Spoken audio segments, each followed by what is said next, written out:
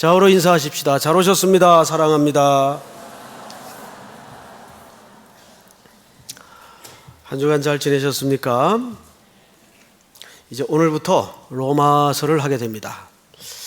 로마서를 준비하면서 몇몇 분들에게 물었어요. 당신은 로마서를 어떻게 생각하십니까? 로마서 하면 처음으로 떠오르는 이미지가 뭡니까? 두 가지 반응이더군요. 기대됩니다 라는 반응이 있었어요. 그리고 또 하나의 반응은 어우 부담돼. 왜 부담돼요? 어렵잖아요. 제 설교가 어렵다는 겁니까? 책이 어렵다는 겁니까? 책이 어렵대요. 두 반응이 다 맞습니다. 로마서는 참 어려운 책입니다.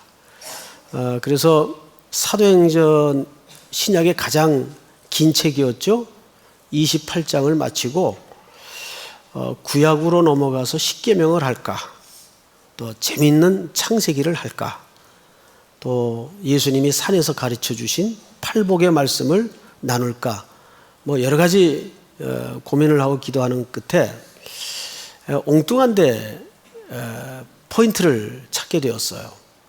사도행전 다음 책이 뭡니까? 로마서입니다. 그러면 이 성경책은 연대기의 순서에 따라 편집된 책이 아닌데 원래 순서대로 책을 붙이자면 데살로니가 전서가 바울에게는 제일 먼저 쓴 책입니다. 그래서 사도행전 다음에는 자연스럽게 데살로니가 전서가 붙어야 되는데 사도행전 뒤에다가 로마서를 붙여놨어요. 그럼 필연 여기에는 이유가 있겠다 싶어서 나름대로 이제 검토를 좀 해봤습니다. 왜 사도행전 다음에 로마서라는 책이 편집되어 있을까? 이게 중요한 이유가 있더라고요. 자, 우리 한 1년 넘게 사도행전을 쭉 들어오면서 공부를 하면서 공통적으로 합의된 어떤 열매가 있어요. 물론 본인들은 그것을 눈치채지 못할 수도 있어요. 그리고 또 각자 강해를 들으면서 얻어진 열매가 주관적으로 다를 수 있습니다. 그런데 제가 지금 설명을 드리면 그렇구나 아마 동의가 될 겁니다. 우리가 1년 넘게 사도행전을 쭉 들어오면서 첫 번째는 예루살렘에 묶여있던 복음이 어떻게 이방 땅에까지 흩어지고 전해지게 되었는가 경로를 쭉 봤어요. 그 경로를 쫓아가다 보니까 복음이 전해지고 복음이 뿌려지는 곳마다 뭐가 생겼죠? 교회가 생겼어요. 그래서 우리는 사도행전 공부를 통해서 이 땅에 예수님이 남겨놓은 12사도들을 통해서 어떻게 기독교 공동체가 역사 속에 만들어졌는가를 분명히 확인하게 되었습니다. 그리고 나서 로마서예요. 자, 로마라는 땅은 당시 최고의 제국의 한복판입니다. 근데 놀라운 것은 성경에는 어디에도 로마에 누가 복음을 전했다는 말이 일절 소개되어 있지도 않고 기록되어 있지도 않습니다. 그래서 잘 몰라요. 어쨌든 이방 땅에 전해진 복음의 경로를 통해서 우여곡절 끝에 아마 흩어진 유대인들이나 이방인들을 통해서 로마에까지 복음이 전해진 것 같아요. 확실한 것은 뭐냐면 사도 바울이 로마서를 쓰면서 그 로마서 안에 교회를 언급하고 성도들을 말하는 걸로 봐서 분명 로마에는 복음이 들어가 있어요. 그건 분명한데 불확실한 것은 누가 복음을 전했는지는 몰라요. 뭐 일설에는 베드로가 전했다라는 학자들마다 추측에 따른 추측설은 있습니다. 그런데 성경은 정확히 누가 전했다라고 말하지 않기 때문에 그것은 그냥 과제로 남겨두고 지나가야 됩니다. 자, 그렇다면 우리는 두 번째로 이 로마서는 한번 따라서 해볼까요? 굉장히 위험한 책이다. 로마서가 위험한 책이에요. 왜 위험할까? 우리가 쭉 기독교 역사를 또 세계사를 공부하다 보면 역사에 큰 물줄기가 이렇게 틀어졌던 기록들이 뜨문뜨문 나옵니다. 그때마다 그 보이지 않게 가치를 제공하고 동기를 유발시켰던 책들이 로마서입니다. 그래서 로마서는 어떤 의미에서 굉장히 위험한 책이에요. 여러분들이 이제 로마서 강의를 듣다가 내 인생이 어떻게 될지 몰라요. 이 말씀이 여러분들의 의식과 심령을 사로잡기 시작하면 내가 어떻게 될지 몰라요. 그러니까 굉장히 위험한 책이에요. 몇 가지 신뢰를 말씀드릴 테니까 오늘은 서론 시간이니까 본문으로 깊숙이 들어가진 않아요. 그러니까 편안하게 앉아서 그냥 들으시면 됩니다. 빼놓을 수 있는 인물이 어거스틴입니다. 이 어거스틴은 유명한 수도사이면서도 방탕아였어요. 그는 수도원에서 생활하며 수도사로 지내면서도 놀랍게 이단에도 빠지는 때가 있었고 또 이탈리아의 그 사창가를 어슬렁거리면서 심지어는 사생아까지 출산하는 깊은 고통을 어머니에게 안겨요. 그 어거스틴의 어머니는 유명한 분이죠. 모니카. 이 아들이 속히 하나님께 온전히 돌아오기를 매일 교회에 가서 기도를 했습니다. 그 기도하던 어거스틴의 어머니 모니카의 모습을 보면서 암브로스라는 대주교가 유명한 말을 하나 남기죠. 어머니, 걱정하지 마세요. 기도하는 자녀는 절대 망하지 않습니다. 믿습니까? 그게 어머니 모니카의 그 유명한 기도 때문에 생겨진 말이에요. 기도하는 자식은 절대 망하지 않습니다. 그만큼 그 아들이 돌아오기를 기도했어요. 그러다가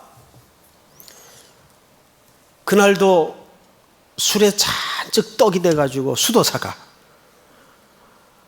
어느 정원을 거닐고 있는데 담 건너편에서 소년인지 소년인지 분간이 안 되는 어린아이 음성이 들려요. 근데 그 음성의 소리가 어떤 소리였는가 하면 톨레레게 이 말은 번역하면 이런 뜻입니다. 책을 집어라, 책을 열어라 그 뜻입니다. 책을 집어라, 책을 열어라. 너무 놀랐어요. 이게 환상인지 꿈인지 생시인지 분간이 안 될 정도의 영적인 충격을 받게 됩니다. 그래서 얼른 들어가서 화들짝 놀라 펼쳐진 책이 로마서였어요. 우린 그 어거스틴이 결정적으로 인생의 터닝 포인트가 되었던 로마서 그 구절을 우리 자막을 통해서 한번 같이 읽도록 하겠습니다. 로마서 13장 11절서부터 14절까지인데 우리 다 같이 시작. 또한 너희가 이 시기를 알거니와 자다가 깰 때가 벌써 되었으니 이는 이제 우리의 구원이 처음 믿을 때보다 가까웠음이라. 밤이 깊고 낮이 가까웠으니 그러므로 우리가 어둠의 일을 벗고 빛의 갑옷을 입자. 낮에와 같이 단정히 행하고 방탕하거나 술 취하지 말며 음란하거나 호색하지 말며 다투거나 시기하지 말고 오직 주 예수 그리스도로 옷 입고 정욕을 위하여 육신의 일을 도모하지 말라. 특별히 이 13절 말씀, 낮에와 같이 단정히 행하고 방탕하거나 술 취하지 말며 음란하거나 호색하지 말며 다투거나 시기하지 말고, 이 말씀에 묵직한 충격을 받습니다. 그리고 이 말씀이 어거스틴을 붙잡기 시작하면서 지난날 그렇게 고뇌하고 번민하고 방탕했던 모든 삶이 한순간에 무너지는 경험을 해요. 그는 늘 자기가 죄를 짓고 방탕하면서도 항상 어떤 기도를 했는가 하면 그의 그 회고록에 보면 하나님 언제까지 저를 이대로 두시렵니까? 그리고 또 넘어진 데 가서 또 자기가 토한 것을 주워 먹고 하나님 언제까지 저를 이대로 두시렵니까? 이러고 살았어요. 그러니까 죄를 짓는 것도 자기 의지대로 되는 게 아니에요. 인간에게는 그 죄를 제어할 능력이 없어요. 그러다가 이 로마서 말씀에 붙들리기 시작하면서 그는 완전히 인생의 터닝 포인트를 맞게 됩니다. 그리고 그가 글을 쓰고 책을 쓰고 훌륭한 학자가 되어서 수도사가 되어서 이제 그 앞에는 세인트라는 말을 붙이게 돼요.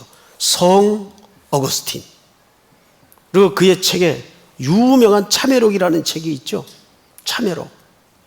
저도 그 책을 읽으면서 깊은 감동을 받았습니다.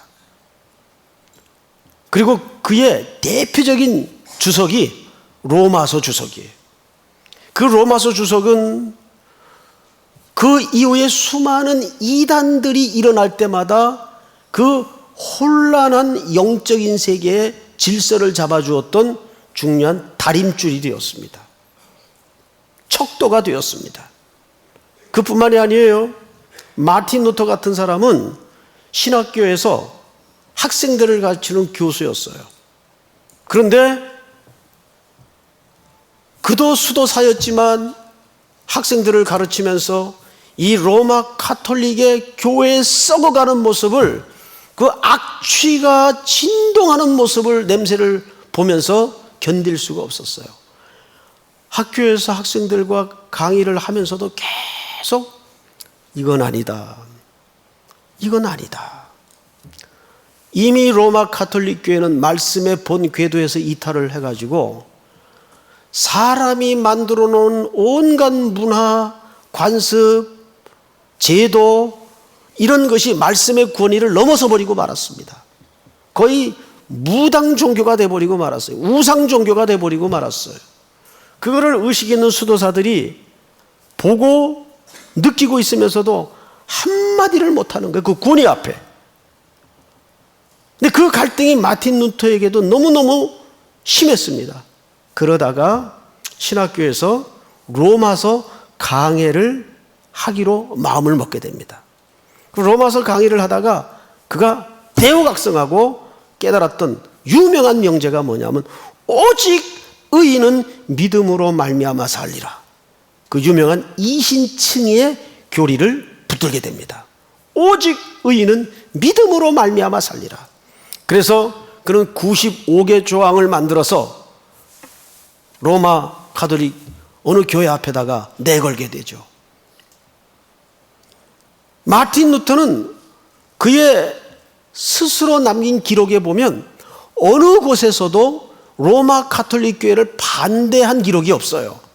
그가 주장했던 것은 교회 자체를 반대했던 것이 아니라 하나님의 말씀의 본질로 돌아가자는데 그의 주창의 이유가 있었어요.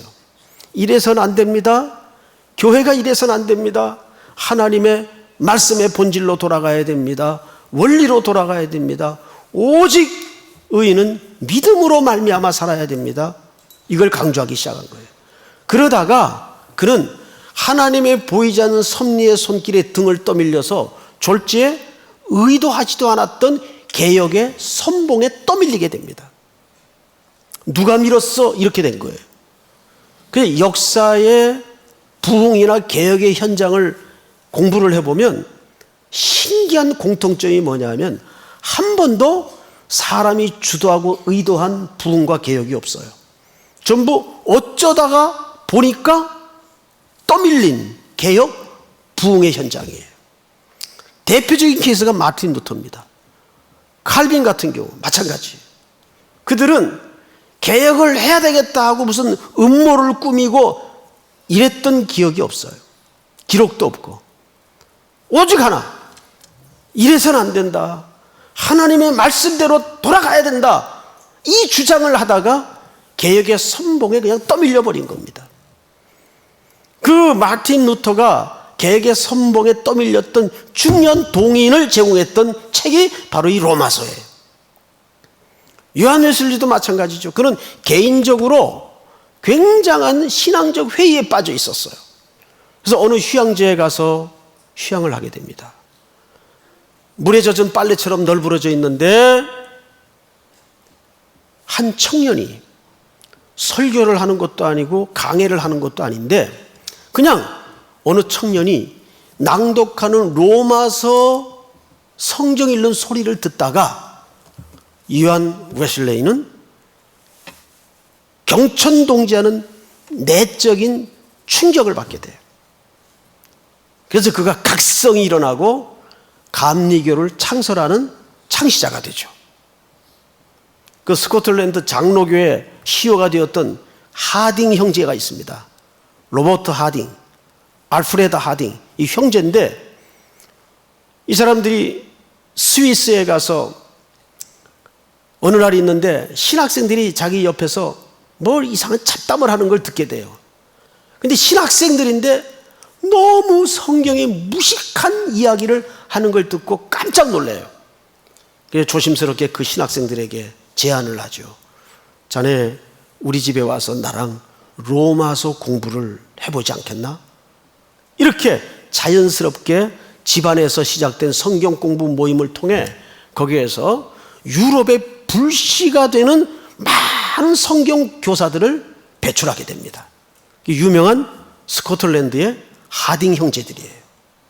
여러분, 이런 신뢰를 로마서 때문에 역사가 바뀌고 개혁운동이 일어나고 부흥의 불씨가 지펴진 신뢰를 들려면 오늘 저녁까지 해야 돼요. 자, 듣고 보니까 로마서 책이 굉장히 위험하죠. 야, 나도 이거 로마서 공부하다가 뭐 어떻게 되는 거 아니야? 직장 집어던지고 또 신학교 간다는 거 아니야? 예, 그럴 수도 있어요. 그러니까 그만큼 로마서는 복음의 엑기스를 담아 아주 강력한 농축된 내용들이 가득 보석처럼 박혀있는 책입니다. 그래서 혹자는 이렇게 얘기를 했어요. 성경 속에 로마서의 위치는 반지로 말하면 보석 같은 위치다. 그 보석 중에서도 번쩍 빛나는 부분이 있다면 로마서 8장이다. 그렇게 비유를 한 분들도 있습니다. 그만큼 로마서는 들어갈수록 그 오묘함과 신묘막측함의 높이와 깊이가 무궁한 복음의 내용을 담고 있어요. 그래서 설레이면서도 쉽게 접근하기에는 굉장히 위험부담이 큰 책입니다. 자, 그렇다면 이제 우리가 이런 역사의 신뢰를 넘어서 아까 하던 얘기를 마저 이어가겠습니다. 사도행전 뒤에 이 로마서가 붙어 있어요. 자, 아까 우리는 사도행전을 통해서 두 가지 사실을 하부이겸 깨달았다 그랬어요. 복음이 어떻게 이방 땅에 넘어갔는가? 예루살렘을 벗어나서 이방 땅에 어떻게 복음이 넘어갔는가? 그리고 그 복음이 전해지고 뿌려지는 곳마다 하나님의 교회가 생성되기 시작했고 어떤 경로인지는 모르겠는데 이 복음이 로마 땅까지 이미 들어가 있는 거예요. 자, 그런데 이제는 포커스를 좀 좁혀서 그 당시 제국의 중심이었던 이 로마는 어떤 상황이었는가? 굉장히 정치적으로 복잡했어요. 그리고 종교적으로도 간단한 구조가 아니었어요. 이제 그 두 가지 이중적 그 구조를 여러분들에게 좀 소개를 해드리고 그래야 사도 바울이 이 로마서를 왜 쓰게 되었는지를 여러분들이 서론 겸 이해를 가질 수가 있기 때문입니다. 이때 황제가 누구냐면 글라우디오 황제입니다. 우리 사도행전에도 잠깐 나오죠. 이 글라우디오 황제 때 기독교인들을 추방하자는 의견이 분분해지고 결국은 황제가 그 여론에 떠밀려서 추방명령을 내립니다. 왜냐하면 이 예수 믿는 사람들이 자꾸 뭐 생전 듣도 보지도 못한 생소한 이름을 가지고 뭐 크리스토스를 자꾸 이렇게 선동하고 전하고 그런단 말이에요. 근데 이때 이 글라우디오는 황제이지만 정권이 견고하지 않았어요. 굉장히 불안한 상태였어요.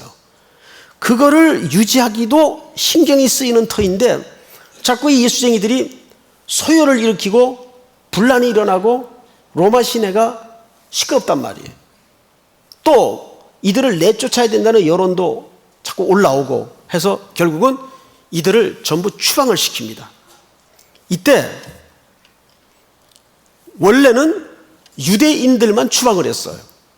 예수 믿는 유대인들만 싹 추방을 했는데 그 중에 추방할 때 신앙심이 돈독한 로마인들까지 도매금으로 전부 쫓겨난 경우들이 있습니다. 대표적인 케이스가 누구냐 하면 브리스길라와 아굴라입니다. 그 브리스길라는 로마의 굉장히 귀족 집안의 여자예요. 그때 쫓겨난 거예요. 그래서 쫓겨나서 고린도로 가게 되죠. 고린도에서 누구를 만납니까? 바로 사도 바울을 만나게 되는 겁니다. 그 글라우디오 황제 때 쫓겨난 거예요. 자, 그런데 얼마 있다가 이 글라우디오 황제는 실각을 하게 됩니다. 자기의 아내인 부인에게 실질적으로 암살을 당해요. 이 집안이 콩가루 집안이죠. 그리고 그 아내에게 데리고 온 아들이 하나 있었어요. 그러니까 친아들은 아닌데 데리고 온 아들이 하나 있었는데 그 아들 이름이 누구냐면 우리 기독교인들에게는 재앙에 가까운 인물이 되죠. 네로입니다. 그 네로가 왕이 되는 거예요. 그러니까 이 친어머니가 사실은 네로를 보좌에 앉히기 위해서 자기 남편을 살해하는 격이 된 겁니다. 네로가 왕이 돼요. 그리고 네로가 왕이 되어서는 처음엔 잘했어요. 굉장히 잘했어요. 그리고 기독교인들에게 유화 정책을 펴니다. 우리 아버지 당대 때 추방된 모든 기독교인들을 다시 다 귀환하도록 명령을 내립니다. 그래서 그때 많은 기독교인들이 다시 돌아와요. 이때 갈등이 생겨요. 이방 기독교인들이 전부 기독교의 중심에 자리를 잡고 있었습니다. 유대인들이 떠난 다음에.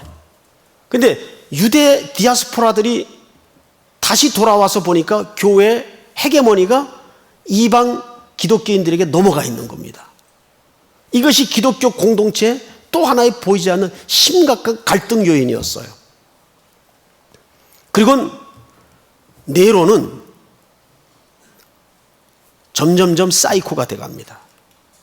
그도 언제 실각이 될지 모르는 그 정치적인 불안감 때문에 그 불안이 극대화되면서 정신분열에까지 가게 돼요. 결국은 자기 친어머니를 살해하게 됩니다. 존속 살해가 일어나요. 왜냐하면 우리 어머니는 자기 남편까지도 살해할 수 있었던 분인데 아들인 나 하나 간단히 얼마든지 마음만 먹으면 처리할 수 있다.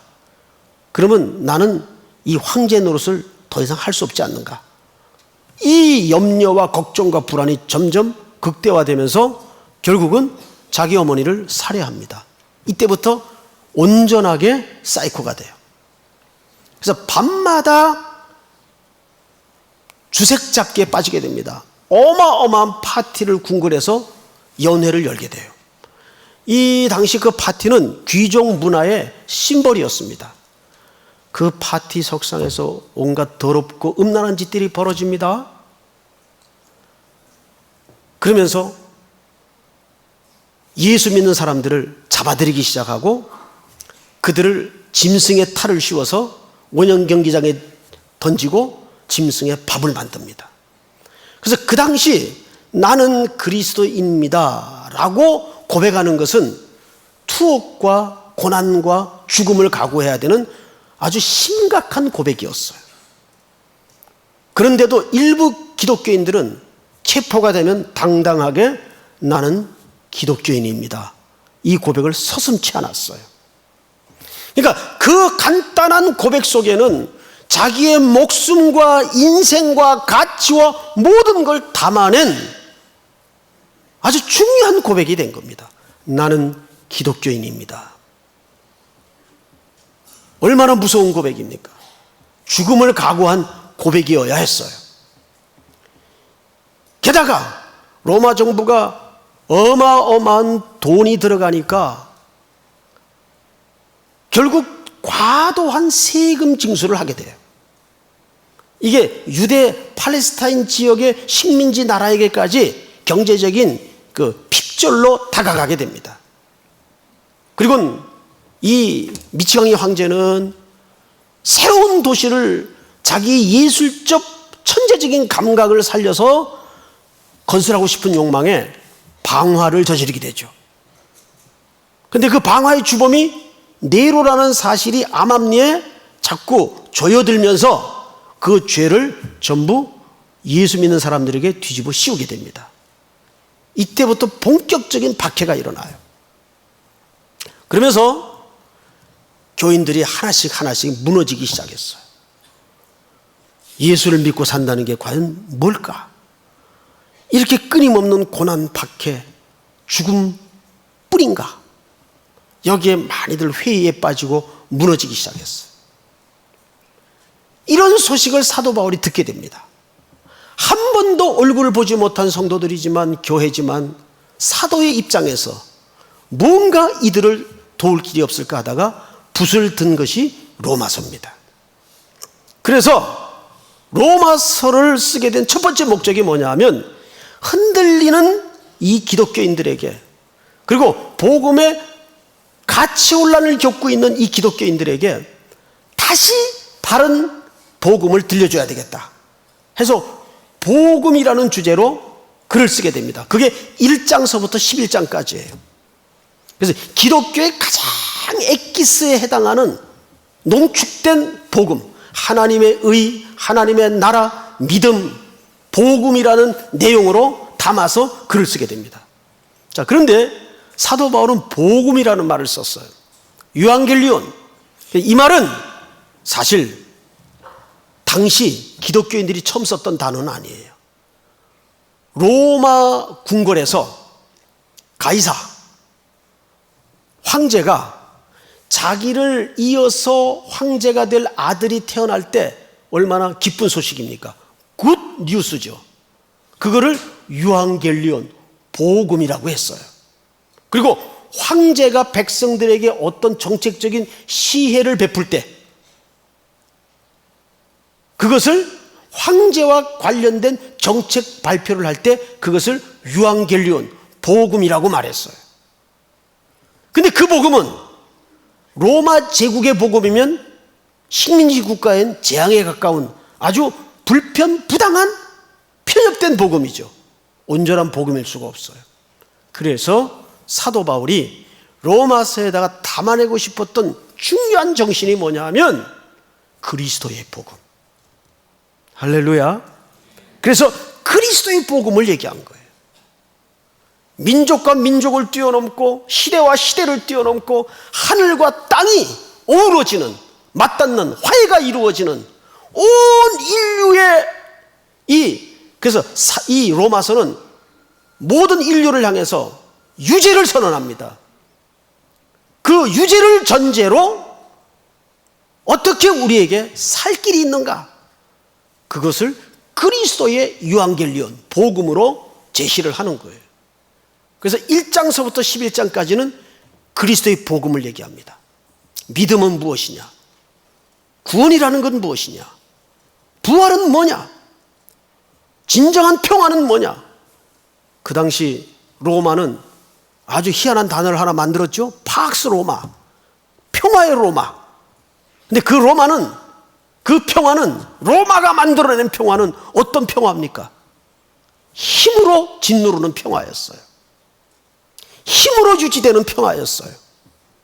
그것은 진정한 평화가 될 수 없어요. 참된 평화는 그리스도의 자기 죽음을 통해서 하나님과 인간을 온전하게 화목시키는 것을 성경은 진정한 샬롬이라고 얘기합니다. 로마가 주는 평안, 세상이 주는 평안, 가이사가 주는 복음이 아니라 그리스도의 복음, 그리스도의 평화를 얘기하는 거예요. 그게 1장서부터 11장까지의 복음을 담아낸 내용이에요. 자, 그러면 두 번째 주제가 뭐냐 하면, 복음을 들었으면 어떻게 해야 돼요? 복음을 들었으면, 깨달았으면 우리 몸으로 그 복음을 살아내야 돼요. 그래서 로마서의 두 번째 큰 주제와 명제가 뭐냐면 몸입니다. 몸. 로마서 11장까지는 복음을 얘기했다면 12장서부터 첫 단어가 뭐예요? 너희 몸을 하나님이 기뻐하시는 거룩한 산제사로 드리라 그랬어요. 몸이에요. 복음은 뭘로 나타내야 돼요? 몸으로 나타내야 돼요. 삶으로 나타내야 돼요. 순종으로 나타내야 돼요. 이것이 12장서부터 설명하고 싶었던 15장까지의 두 번째 덩어리입니다. 그럼 뭐가 남겠어요? 복음, 몸. 그럼 뭐가 남겠어요?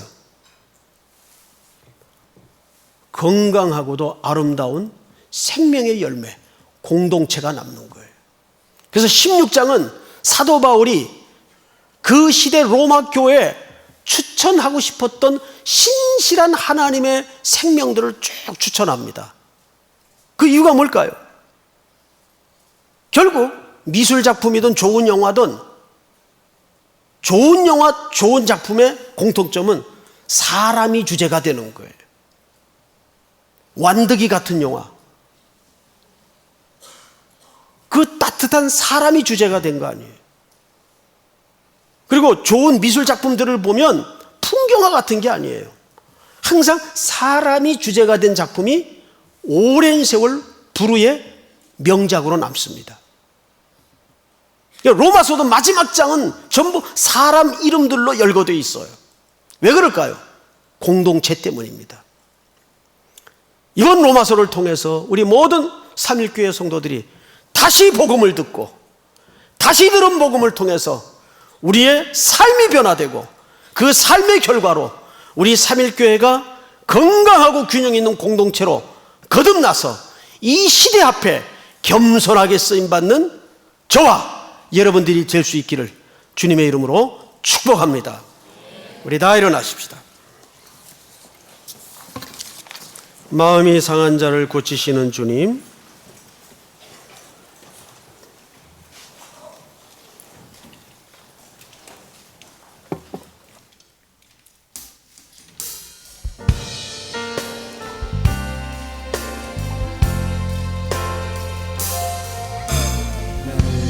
상한 자를 고치시는 주님, 하늘의 아버지 날 주관하소서.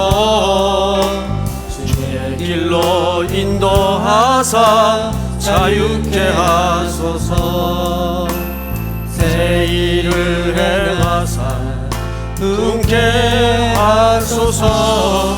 의에 줄이고 목이 마르니 성령의 기름 부으소서. 의에 줄이고 목이 마르니 내 잔을 채워 주소서. 성령으로 채우사 주보게 하소서. 성령으로 채우사 주보게 하소서. 주의 임재 속에 은혜 알게 하소서.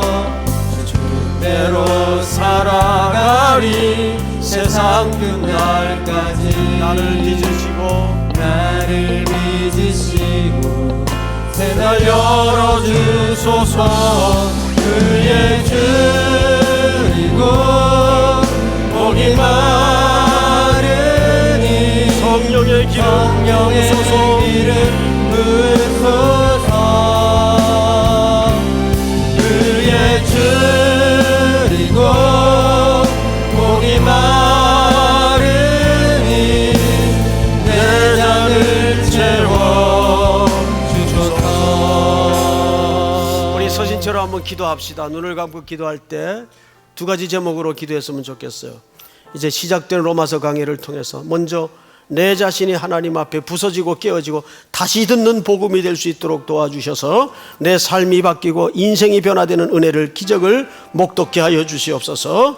특별히 지난주 한 주간 동안 제주 땅에 뿌려진 복음의 열매를 위해서, 또 앞으로 진행될 모든 선교의 여정과 일정을 위해서 기도합시다. 땅끝까지 증인되라 하신 주님의 명령 앞에 온전히 기쁘게 흥겹게 순종하는 우리 3일의 공동체 될 수 있도록 함께해 주시옵소서. 우리 주여 부른 다음에 기도합니다. 주여! 하나님 은혜를 진심으로 감사합니다. 오늘도 시작된 로마서 강의를 통해서 하나님이 영광을 받아주시고 주님의 귀한 섭리가 우리의 모든 세계 속에 드러나고 나타날 수 있도록 인도하여 주시옵기를 원합니다. 마음이 상한 자들 성령으로 채워주시고 주님의 영광과 하나님의 역사를 목도할 수 있도록 도와주시고 새날 새 일을 행하게 하시며 부흥케 하여 주시옵기를 원합니다. 의에 누리고 부하는 심령들이 하나님의 말씀으로 해가람을 얻는 은혜를 허락하여 주시옵기를 원합니다. 지난 한 주간 동안에도 제주 땅에 뿌려졌던 복음의 열매들이 나타날 수 있도록 도와주시고 동해 땅에서 진행될 모든 복음의 역사가 하나님이 앞서 행하시는 귀한 역사가 될 수 있도록 인도하여 주시옵기를 간절히 원합니다. 우리의 삶에 나타날 수 있도록 함께하여 주시옵소서.